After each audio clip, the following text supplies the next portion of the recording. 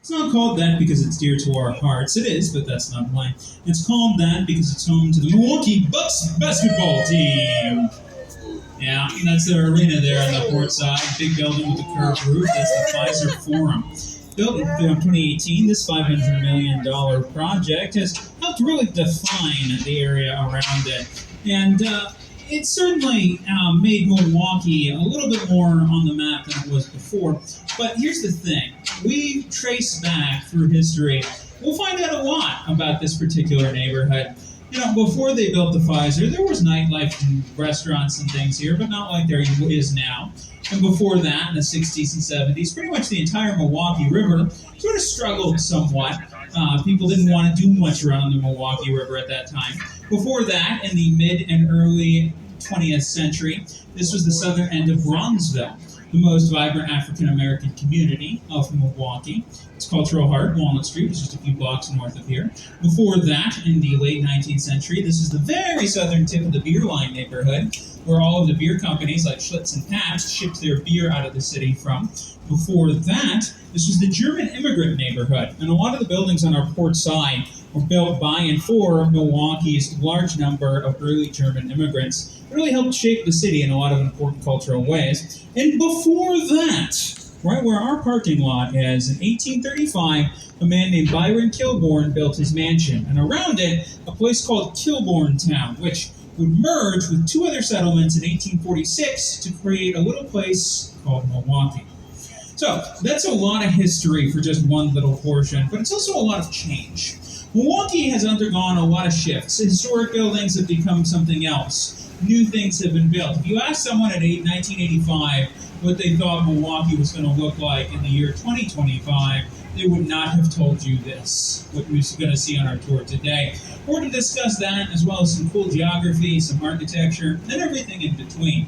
So, to start off, I would like to direct your attention to the tall red clock tower. Right now, it's directly ahead of us, but it's swinging to our port side. It's just past the construction site in that big tan building. And if you don't have a great angle on it, don't worry. I'm going to point it out again, but it's on our port bow right now.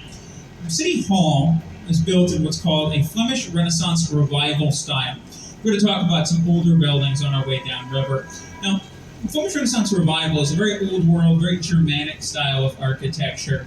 And when City Hall was built, it was the tallest habitable building in the world. 4 years later, it became the tallest habitable building in Wisconsin. And now, it's not even the tallest habitable building in Milwaukee, but it does look really cool. There's a bell at the top named after Milwaukee's first mayor, Solomon. Ahead of us is State Street Bridge. I think this is going to help bridge the gap between all of us talking about this here. State Street Bridge was built in 1924, and it is the first bridge built in Milwaukee with an eye towards aesthetics as well as utility. It is what's called a bascule-style bridge. Bascule is a French word roughly meaning seesaw, and the way it works is that there are large stone counterweights tucked at either end of the bridge. These weights are attached to each end of the bridge. These are called leaves. Now, when it's time to open the bridge, you gently drop the counterweight, and up the bridge goes. When it comes time to close the bridge, you move the counterweights back into position, and the bridge closes. Because of the careful balance that goes into designing this sort of bridge, it's actually very easy to open, very energy light. It takes a lot more energy to close it, though, considering my profession and usual day-to-day, I'm mostly concerned with the bridges opening and somewhat less concerned with them closing, which does come to bite me when it's time for me to go home sometimes. Okay, guys, smile, smile, smile. Here on our port side, or the part of Milwaukee that's sometimes referred to as the theater district. And it's called that for a couple different reasons, but essentially there are a lot of performing spaces in this area. And I suspect there may be some small event going on right now, or otherwise someone just wants to serenade me, which, sure, understandable, I get it. But that outdoor theater plays home to a number of public events, especially this time of year, because the summer is pretty much the height of activity for events and festivals and performances in a lot of ways here in Milwaukee. Also, if you missed City Hall the first time, it's peeking out between some buildings here on our port side. So coming up here on our port side is right next to the bridge. We're going to be going by this orange brick building. This is the late 19th century Oneida Street Power Station, a coal power plant at one point used to power Milwaukee's electric streetcars. Now, this building obviously doesn't serve as a coal power plant anymore, and today it's home to the Milwaukee Powerhouse Theater, which is part of the larger Milwaukee Rec Theater. There's we should go there. Large number of performance spaces right here in this area. Also on your starboard side, you can see that tan building. Yeah, we should go there. That is the 1896 Germania building, and it was built by a man named George Grunder, a German businessman and magnate who realized an important absence in Milwaukee, a German language newspaper. So he built that building to house the Germania, which was his German language newspaper. It actually outsubscribed the English language newspaper its first couple of years of its existence. So popular was it, but would eventually be eclipsed back once again. It goes to emphasize that Germanic influence in the city, though a number of groups helped make Milwaukee what it is today. So coming up here on our port side is this tall gray building with the carvings above it, and it says First National Bank Building over the door. This is the First National Bank Building. Built in 1914 and is Milwaukee's first modern skyscraper. This was built by a man named Daniel Burnham. Now, Burnham is a bit of a big wheel in the historic architecture field. He's often held as the father of the modern skyscraper, building many of the earliest ones in Chicago. And so there's a handful of buildings here in Milwaukee that he built as well, which is pretty cool. So in a minute, we're going to go underneath Wisconsin Avenue Bridge. And as we do so, you may notice that there's a statue of a duck right next to the bridge. That is Gertie the duck. Gertie was discovered living underneath this bridge in 1945 during a little thing I like to call World War II. And people were pretty stressed. The bridge keepers discovered this duck during routine maintenance, and they told a reporter. And the reporter thought, oh, wouldn't it be funny if we did an article on the duck, the bridge duck? And it was supposed to just be an animal interest piece, you know, a cute, light, fluffy thing, and it blew up. Think of Gertie as the 1945 equivalent of a viral animal video. She became wildly popular here in Milwaukee. Was moved into the department store next door so that she could not be disrupted by the bridge repairs, and has been immortalized as a riverfront mascot ever since. Here on our starboard side, you can see this large white building. This is the 1902 Gimbels building, and it was the home to the Gimbels department store, the largest department store in Milwaukee at the time. You know, if you don't know what a department store is, think of it, because perhaps you're too young or maybe you don't watch too much period television like I do, think of it a bit like an Amazon that you can walk into, except with a little bit more class and a little bit less dog pictures. This was called neoclassical architecture. If you check out those faux columns, they don't hold anything up, they're decorative. The carvings and the white stone looks almost like ancient Greece, doesn't it? Well, that's pretty deliberate. That's the style that it's supposed to be adopting. Neoclassical architecture. So these bridges that go straight up here in downtown are pretty different than the bascules we saw earlier. These are what are called vertical lift bridges, and they date back to the 1960s. See, in the 60s, the Milwaukee River had a bit of a PR problem. People wanted to spend as little time by the river as possible, and the city tried a number of different things to change that or make the areas around the river more interesting, attractive, or useful. And so there's a contest that the city held to replace the bascules in downtown Milwaukee, and this is the bridge that won. The idea was that this type of bridge would be more streamlined, less industrial, and in doing so, maybe change how people thought about downtown and pull them back.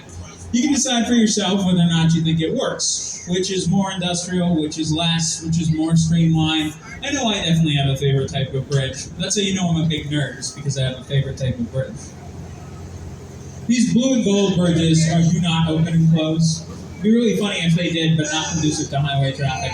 It does play a part alongside the lift bridges in limiting how tall a boat can be and safely make it underneath these bridges. So if we look at our starboard side, you'll see a construction site. Now, I'm going to talk about this on our way back upriver when I talk about the development and evolution of this area of the city. But if we look past it, you'll see the 1875 Pritzlaff Hardware Building, kind of triangular, creamy-looking building. This building was the largest hardware wholesaler in the Midwest at that point, but these days is private residences and event space, the eventual fate of many a Milwaukee historic building. This is also a great example of what's called Cream City brick. Milwaukee is a nickname, the Cream City, and when I first came here from Illinois, don't hold it against me, I thought Cream City had something to do with dairy, but it doesn't. Bricks made in Milwaukee in the 19th century often had a high sulfur content. And the sulfur content, when you bake it into a brick, it turns the brick a light green color and gives us the nickname Cream City. So on our port side, you can see a neighborhood called the Historic Third Ward. Now, the Historic Third Ward today is one of the nicest, most historical, and upscale neighborhoods of the city. But it wasn't always like this. This used to be one of the most important shipping hubs in the city of Milwaukee, and river shipping traffic drove the economy of Milwaukee. Most of the buildings on our port side are post-1894 warehouses, factories, docks, and industrial buildings that today have been converted into apartments, condos, bars, condos, shops, condos, restaurants, and condos. We're going to discuss how a neighborhood that back in the 1850s had the nickname the Bloody Third ended up as what we see here on our way back upriver. So think of that as a teaser for what's to come. I should have done that in my movie trailer. This little building on our port side, by the way, the smallest of them, is a little crooked, and I have a theory as to why. See, Milwaukee's Third Ward and downtown are built on a swamp. You can't imagine building your big city on a swamp. Chicago, excuse me. But that's what Milwaukee chose to do. And because of that, a lot of the buildings in the Third Ward and downtown have to have special supports so they don't tip or sink. It's possible that building can take as good care of its supports at one point in its history as it should have. The federal waterway, and they have to make way for us in some fashion. Boats have to be able to come and go. So when they work on bridges, like you see right there on our starboard, there needs to be some method of accessibility. So either half of the bridge needs to be, made open, like it is there, or the bridge needs to stay in its upright position, or whatever. And that is why we see what's going on over there. These are all operated by human beings, by the way. Each bridge has an operator, but not one necessarily at that bridge. Each operator operates multiple bridges. So the one that we just passed had a human being in it, but they operate multiple bridges using sensors, cameras, and radios. On our port side, you can see an old building. This is the Marine Terminal building from 1915. But today, it's home to MIAD, the Milwaukee Institute of Art and Design, a four-year university specializing in art, architecture, photography, visual design, things like that. Now, it's less than 1,000 students, but it's located here in the Third Ward. And if you get a chance to walk through the Third Ward, which I highly recommend, you'll see that it's filled with murals and sculptures and art galleries. And I think that the neighborhood owes MIAD a little bit of a debt for that. Not, entirely, but they played a role. Also, my friends that went to MIAD get mad if I don't plug their university on our tour. If you look on our starboard side, you'll see the Walker's Point neighborhood.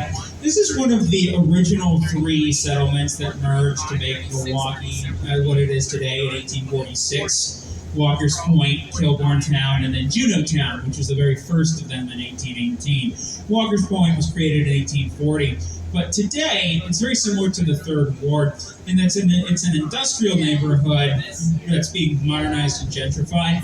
But it's about 20 years behind the Third Ward, so there's still some interesting older historic buildings that nobody's done something with. That gray building with the black and white sign that says Wisconsin Cold Storage Co., for example, that is a ice block storage facility from the late 19th century. Before we had electric refrigeration, you had to get your ice somewhere to keep your food cold, and those were the folks that would get it to you. I'm not sure what they're going to do with that building. They might tear it down, they might preserve it, they might do any number of things, really. But speaking of buildings that are going to get torn down, maybe circa 2045 or something, this giant gray building coming up, the most dramatic step they've taken so far is putting that sign up. So I kind of hope they give up and turn it into a fancy climbing wall instead. Can you imagine trying to convert that thing into condos? This metal bridge here on our port side is a swing bridge. It rotates at the center to connect to the tracks on either side.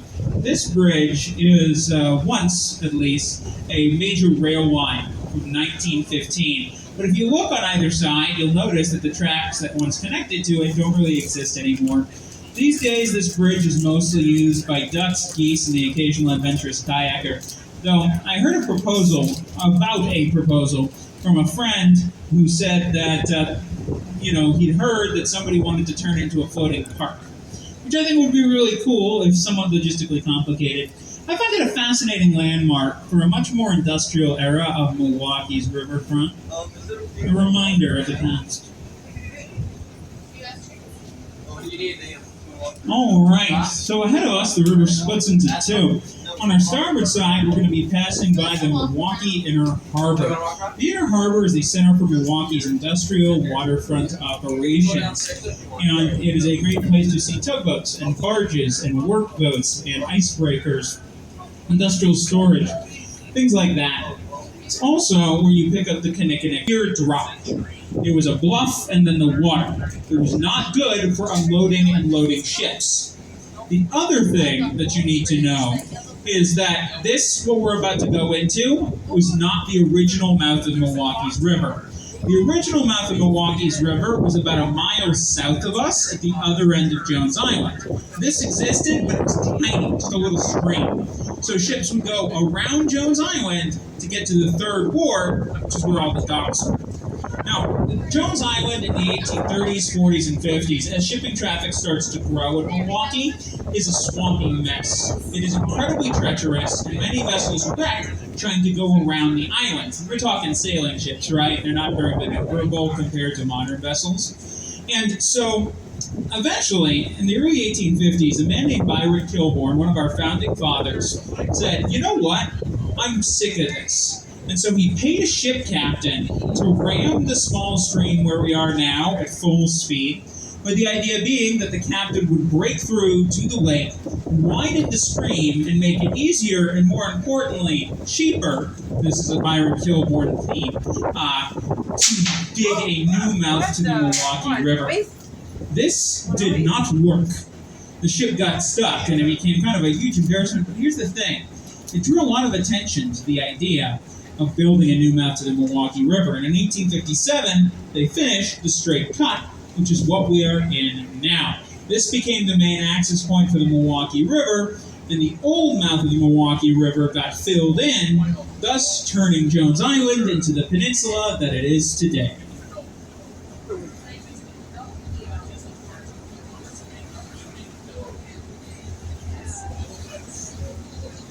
So, Jones Island today is home to a lot of pretty important industrial facilities that serve the city and the river in different ways, right? There's factories and storage, but one of my favorite of all the facilities is coming up here on our starboard side. This is going to be the Milwaukee Water Treatment Plant. It's going to have a lot of metal frames and pipes and these long, low buildings. The city of Milwaukee takes dirty water from its sewers and its tunnels, and it cleans that water, and then it puts it back into the lake.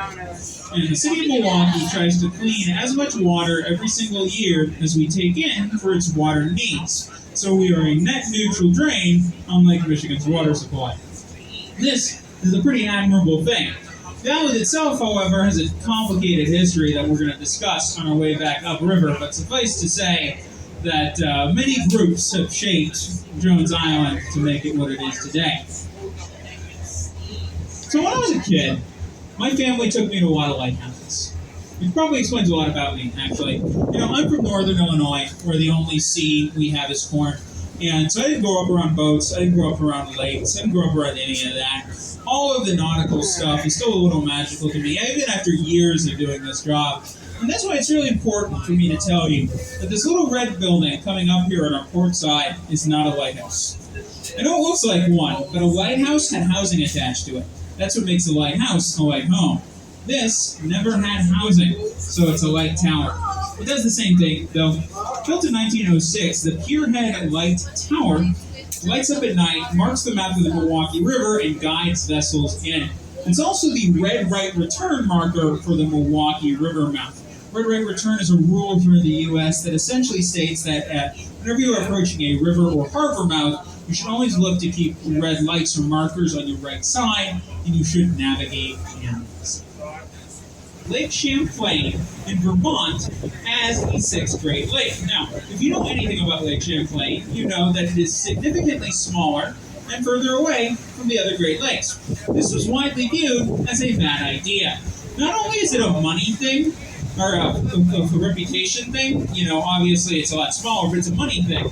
See, there are federal grants and fundings that are only available to the Great Lakes, and if you build a new Great Lake or designate a new Great Lake, then that dilutes the amount of money available to everyone. So, this lasted for 5 whole weeks before it was eventually revoked. So, the question of how many Great Lakes have there ever been is a trick question. There are... You okay, right? I'm doing all right. Yeah. Like it.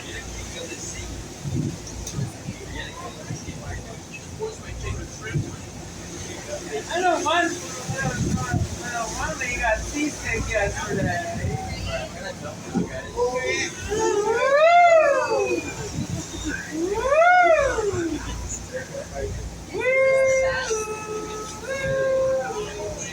Yeah. James, get a Coke.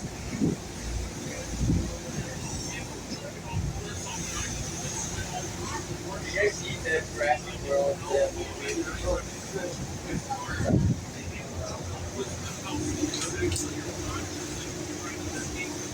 Yep. I just had lunch. So bouncy.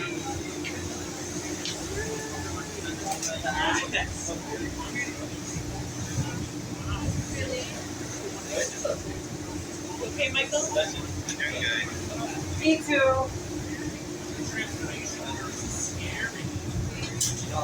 I don't mind Heather got seasick yesterday.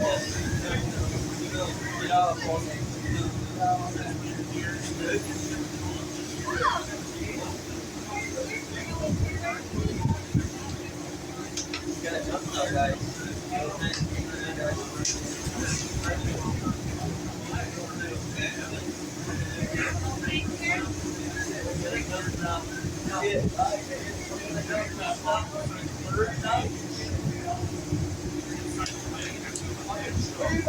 Oh, boy swears. Yes, his mouth washed out his soap. Makes his friends feel offended and uncomfortable.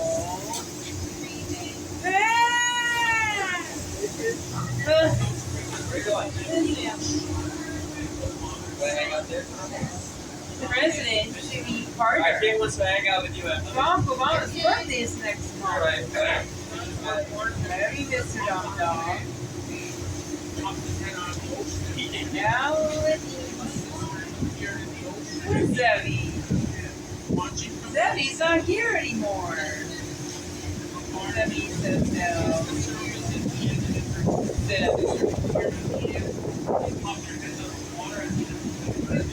David Arnold Tomto was born on the 70th anniversary of Jimmy Carter's birth. You okay, Michael? He's trying this water away. If I had $1,000,000. Oh, Michael! What are you doing, sir? Oh. Thank goodness. There! No, Anthony.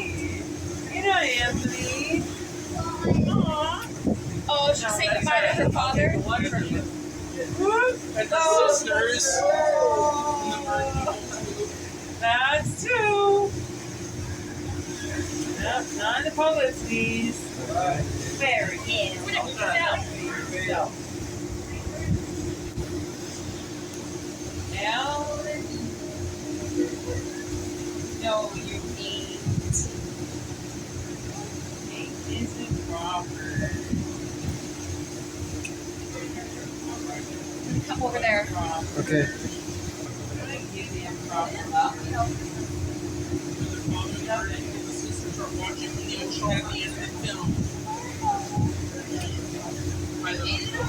Milwaukee boat tour.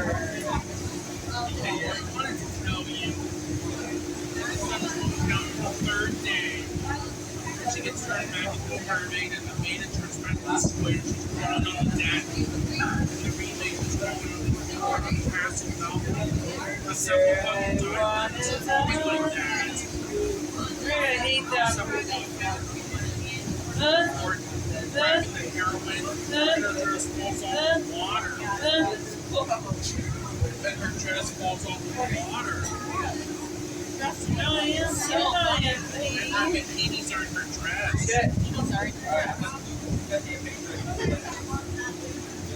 This is where the heroin comes out of the water to breathe. We're near the fish.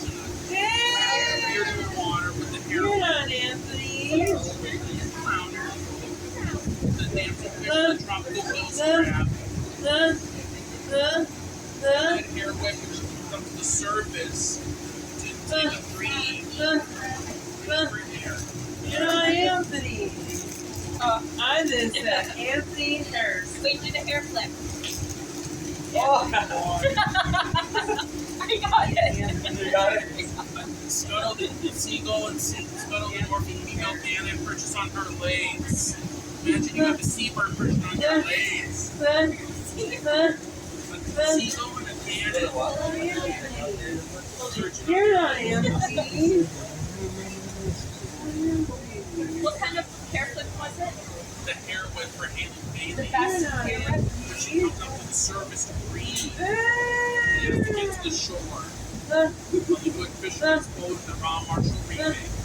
The seaweed is always radar and somebody else. And so concludes our little adventure in the, I'm a surfer, so the surfer community calls waves like that sloppy. They're not necessarily uniform waves that come in rows. They're kind of piled up on one another and kind of feel like they're random from all different directions. That's, although, actually, I got a lot of information that I look at for wave direction and where they're coming from. Or what was listed on I got a national observation buoy that was telling me that was just over a foot tall. That was pretty bouncy for 1 foot waves. So that was just a little adventure of how bouncy the Great Lakes can be. And this is a beautiful summer day still. And you can imagine the waves on a which of November storm where there's ice and snow and up to 20-foot waves like Leif was mentioning. It's pretty scary out there. There is a reason why one of the most famous songs about the Great Lakes is about a ship sinking in the Great Lakes. All right, everyone. I have returned. Thank you, Captain Nick, for that cool surfer lore. He's always got some cool tidbit or fact that he can share with us, because I am not a surfer, so I live vicariously through you, Captain. So we're going to do a little turnaround here in McKinley Marina, largest personal vessel marina in Milwaukee. And it's can accommodate about 600 different vessels. In the middle of the day on a Wednesday is perhaps not the peak of boat activity, but honestly, it should be. Feel what it felt like when we were upriver versus what we feel like right now. I know that the moment we turn that corner and start heading back north again, I'm going to be like, oh man, how soon can we get back out here? If we look a little bit further north of McKinley, you'll see a little sandy strip right there at the base of the land. That's Bradford Beach. We don't have natural sand beaches like, say, California does. So we make one. That's what Bradford Beach is. Now, it's a great place to do all the usual beach activity. Splash around, you can do some beach volleyball, get some sun, buy an overpriced lemonade, get sand kicked in your face. But it's fun, I've not gone all the way close to here, but I'm like walkable, so I've been down there. If you look above it, you'll see a little stone tower. Now, that stone tower is North Point Water Tower. It was built in 1874, and it was part of a larger system of pipes and pumps. It itself was built to conceal a large pressure valve that stretched down the hill out to the lake. It is how the city drew its water supply at that time. It was as far away from the river as possible because, Milwaukee River, but most of its history was not well here. Now, in 1931, they built a new water station called Linwood Pumping Station. It's a little bit further north at the tip of the point, towards our stern. We can't see it from where we are because it's tucked under the trees. But if you ever find yourself on Lincoln Memorial Drive, which is the road along the way, and you drive north, you just keep going north, you will eventually go by the Linwood Pumping Station, and we would recommend it because it is a beautiful Art Deco style building. Definitely worth looking at. You can't go inside because it's a heavily secured government facility with armed guards, but you can look at it. That's how we get our water, after all. So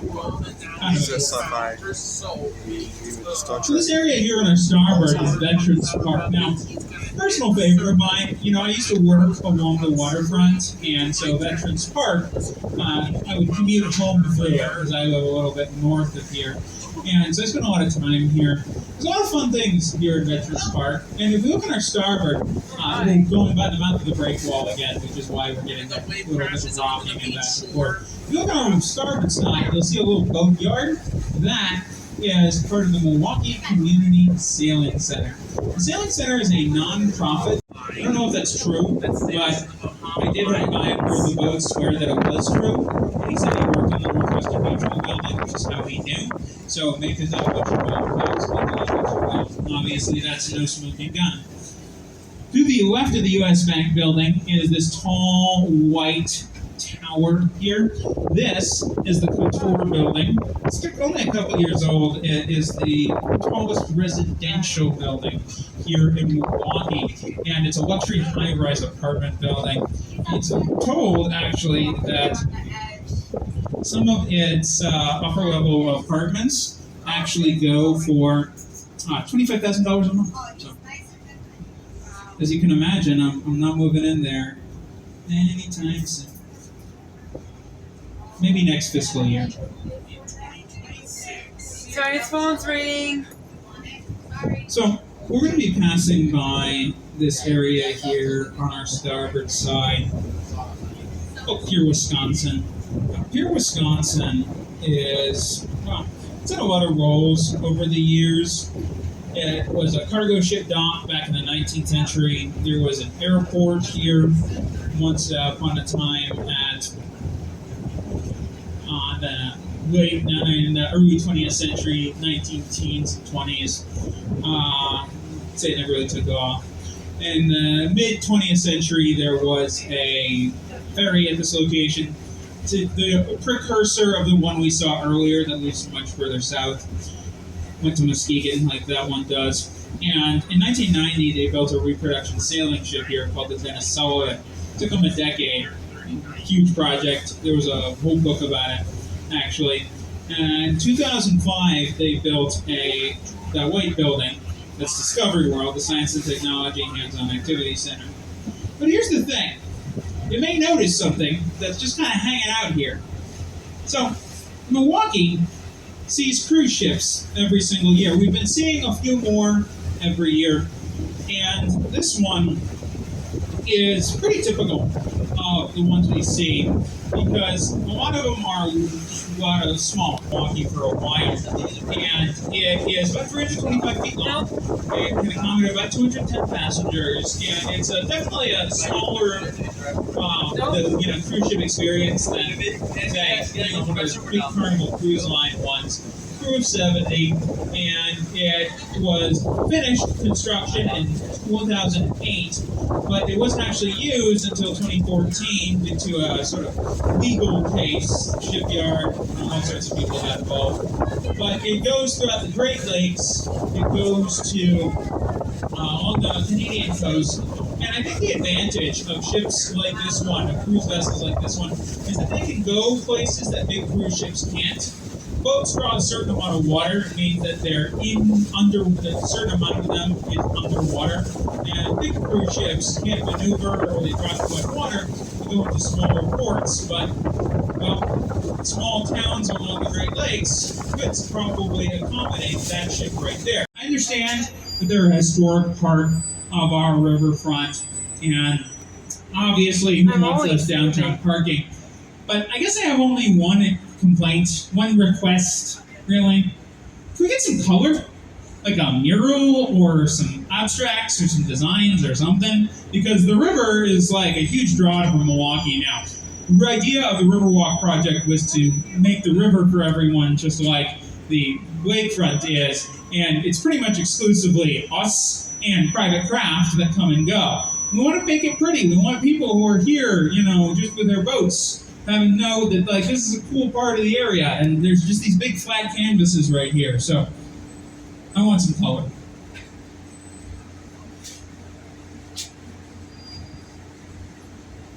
Yep. Whoopsie. Oopsie. Yeah. Going so slow. Yep. Alright, so this big green block of a building here on our starboard side is the Chase Tower. It was built in 1961, and as this modernist building, and knowing what you know about the Milwaukee River, you might think that 1961 is a very strange time to be building an office building along the Milwaukee River.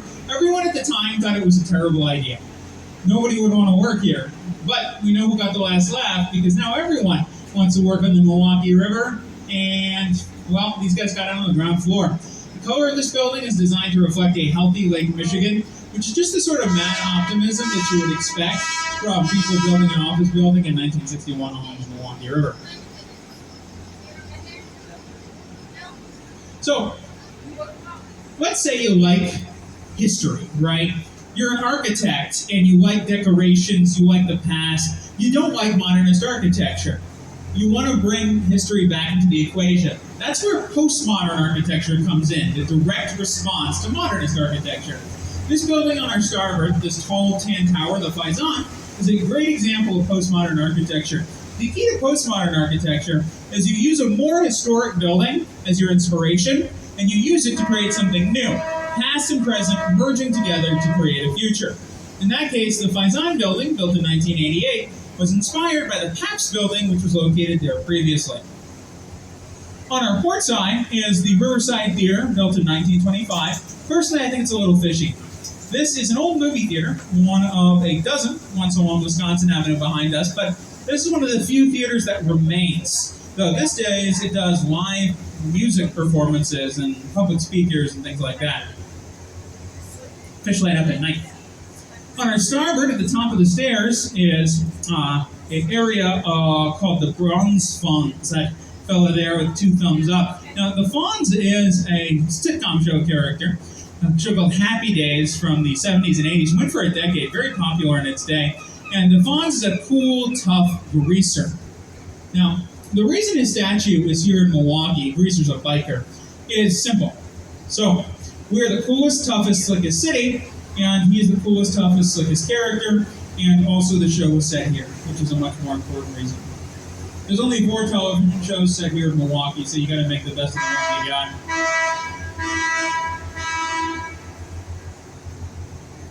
That's a handicap lift for people in wheelchairs. This bridge coming up is the 1929 Kilbourne Avenue Bridge, named after Milwaukee founding father Byron Kilbourne. As you can see, it's a little bit fancier. It's designed to look nice because it was part of a sweeping promenade. that would lead to City Hall, which is half a block away. It has 4 towers because it was supposed to be symmetrical. They just wanted it to be perfectly balanced, as all things should be. Now, no operator is in any of these towers. This is a remotely operated bridge, however. They mostly use the towers for storage, I'm told. Now, here on our starboard, this large tan building is the 1968 Performing Arts Building. It is a great place to see a musical or a symphony or a ballet, and it is kind of it's stark and intense. It's brutalist architecture. In front of it is this mural. This is the most recent of a ongoing Riverwalk beautification project. There are 4, and this is the most recent one. I actually saw them paint this season, just piece by piece over the last, call it, it's probably been 3-ish weeks since they finished. On our port side is Père Marquette Park, named after Father Jacques Marquette, Jesuit priest, missionary, and explorer. Marquette University is named after him. He was the first European to come here in 1674. Just north of it is this older Germanic area. This is Old World Third. This little strip of MLK Junior Drive has a lot of old historic German buildings, including the Usinger Sausage Building, which has been at that location for over 100 years. On our starboard side is a hole in the ground, but when it's done, it's going to be the Edison tallest timber frame building in the world at 32 stories. So, we're kind of here between old and new, and I think this is a good place to kind of call it. I want to thank you guys for joining us on this, hot and sunny Wednesday afternoon. I want to thank Captain Nick and the Pilot House for steering us right, thank you, Luke, for making sure things run smooth, and Stuart Carley for making sure that we stay refreshed. If you have a tab, you should probably close it. Tips are always appreciated. If you have any questions at the end of the tour, I'll be happy to help any way I can. Thanks again. You've been a fantastic audience. Thank you. Thank you. Yep. Everybody back here have a nice time? Yeah, we sure did. Yeah. Glad to hear. Well,